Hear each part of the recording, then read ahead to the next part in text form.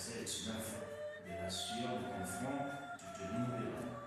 Si cette souffrance physique de laquelle doit venir notre pain quotidien est facilement acceptable, il y a une autre forme de souffrance, d'épreuve difficile à intégrer dans la vie de l'homme.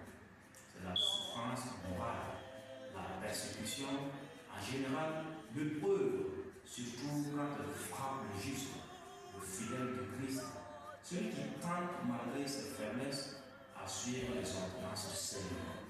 Cette problématique a traversé les âges.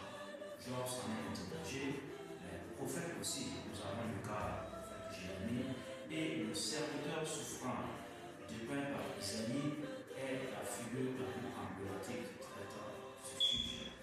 Face à une telle situation, qu'est-ce que le chrétien d'aujourd'hui doit faire? Est-il appelé à poser comme acte face à une situation? Le chrétien est appelé à ne pas céder au découragement et à l'abandon. Rappelez-nous cette parole de l'apôtre Pierre dans sa première épître.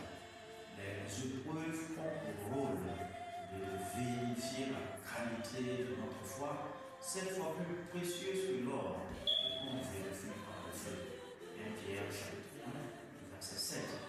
Bien-aimés de Dieu, les épreuves ne sont pas le signe de l'abandon de Dieu, mais au contraire, elles peuvent être révélatrices de la proximité et de l'amitié de Dieu, comme le dit le livre de Judith. Le Seigneur flagelle ceux qui s'approchent de lui. Judith chapitre 8, verset 27. Accueillons donc les épreuves avec foi et supportons-les avec joie, car le Seigneur lui-même nous a rassurés à ce sujet quand il dit en Matthieu 5, verset 4, heureux ceux qui pleurent, ils seront